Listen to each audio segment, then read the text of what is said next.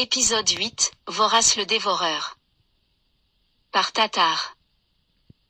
Dans la vallée de Pensée Claire, il fut un temps où nul ne disait son nom.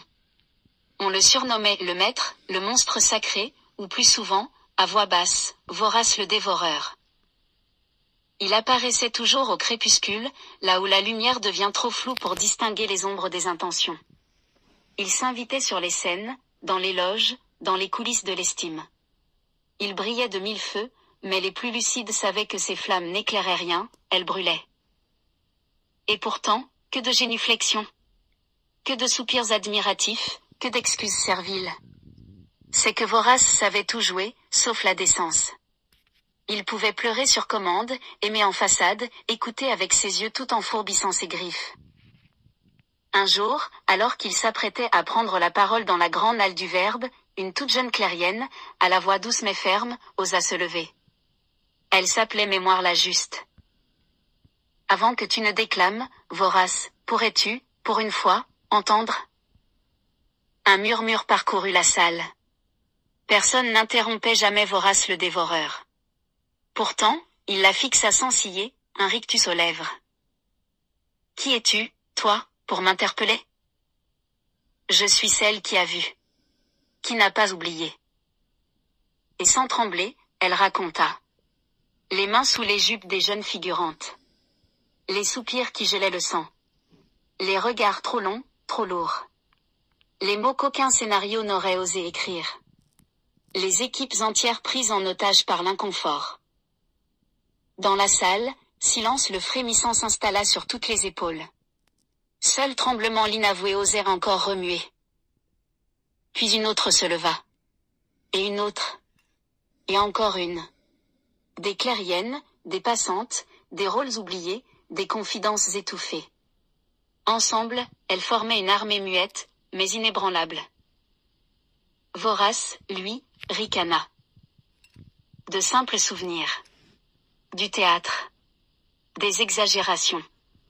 Vous m'avez ri au nez à l'époque. Mais lucidité la limpide, qui venait d'arriver, posa une main sur son épaule et lui murmura. Tu confonds rire et peur. Il rit parfois, pour ne pas hurler. Alors commença le procès de l'ombre. C'était une sorte de tribunal étrange, monté au cœur de la place de la Clarté. Les juges n'étaient ni rois ni érudits. Ils s'appelaient écoute, empathie, doute, confiance, et justice l'inflexible. Vorace, pour se défendre, fit appel à un avocaillon, cynisme le giclant. Un être glaireux, vêtu d'un costume noir dont les coutures transpiraient la méchanceté. Il parla longtemps, très longtemps, vomissant des phrases acides et fielleuses. Mais plus il parlait, plus les spectateurs reculaient, l'air esséuré. Même scepticisme la froide détourna le regard. C'est donc cela, ta vérité?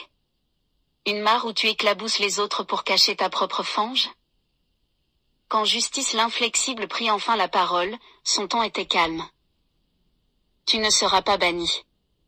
À Pensée Claire, on ne jette pas les monstres dans la rivière. On les regarde. On les nomme. Et on leur retire ce qu'ils ont volé. Vorace le dévoreur fut privé de scène, de public, et surtout, de silence complice. On grava son nom sur une pierre, posée au centre du village. Mais ce n'était pas pour l'honorer. C'était pour que plus personne n'oublie.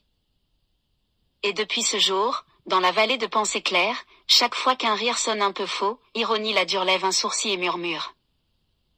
Est-ce le rire, ou l'écho d'une peur que nous n'avons pas encore osé entendre? Morale pensée clairienne. À trop vouloir jouer avec la peur, on finit par se brûler au regard de ceux qui osent enfin parler. Car à Pensée Claire, la parole est une lumière, et nul n'a le droit de l'éteindre pour mieux se cacher dans l'ombre.